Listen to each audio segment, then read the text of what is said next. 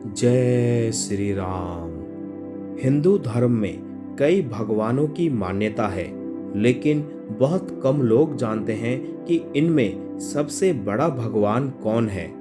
तीन भगवानों को सबसे बड़ा माना जाता है, जैसे भगवान शिव, भगवान श्री विष्णु और भगवान श्री ब्रह्मा। लेकिन जब कोई ये सवाल पूछता है कि तीनों में बड़ा कौन है, तो जवाब देना मुश्किल हो जाता है। कोई भी सवाल का जवाब देने से पहले जरूरी होता है उस सवाल को अच्छे से समझना, क्योंकि हम बिना सवाल को समझे ही किसी भी सवाल का उल्टा सीधा जवाब देने लगते हैं, फिर चाहे उस सवाल में ही गलती क्यों ना हो। आप पूरा सवाल जाने बिना कैसे कह सकते हो कि कौन सा भगवान सबसे बड़ा है।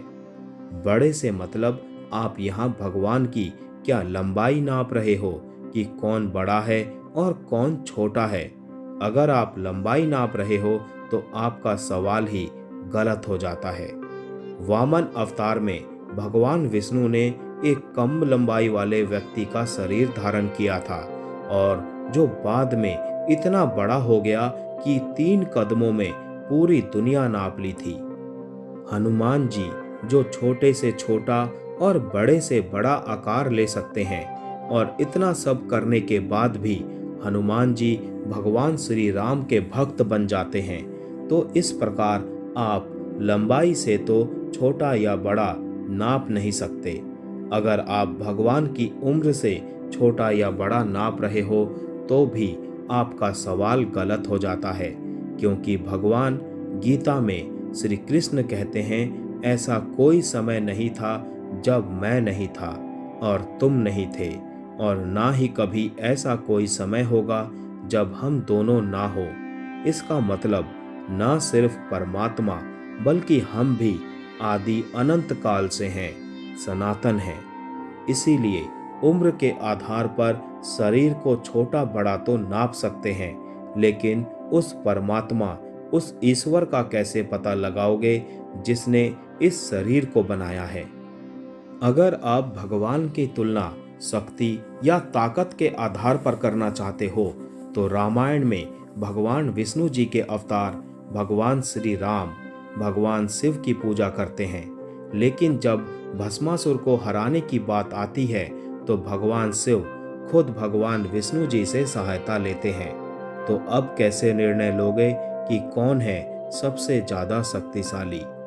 इसीलिए अगर आप इस तरह के सवालों में पड़ोगे तो जाहिर है आप उलझ जाओगे, और आपकी उलझन का फायदा कोई और उठा ले जाएगा। इसीलिए जब भी कोई आपसे उल्टे सीधे सवाल पूछे तो पहले जरूरी है कि आप उसके सवाल के ऊपर उससे कुछ और सवाल पूछे, जिससे मालूम हो सके कि वो जानना क्या चाहते हैं। स्वामी विवेकानंद जी के गुरु श्री राम कृष्ण परमहंस जी कहते हैं, भगवान के असंख्य रूप हैं, असंख्य नाम हैं, और उन्हें पाने के असंख्य मार्ग हैं। तुम जिस रूप और जिस नाम से उनकी सच्ची भक्ति करोगे वो तुम्हें उसी तरह प्राप्त होंगे। यही वजह है कि सनातन में इतने भगवानों का विवरण है, क्योंकि हर व्यक्ति का अपना अलग व्यक्तित्व और अलग गुण होता है।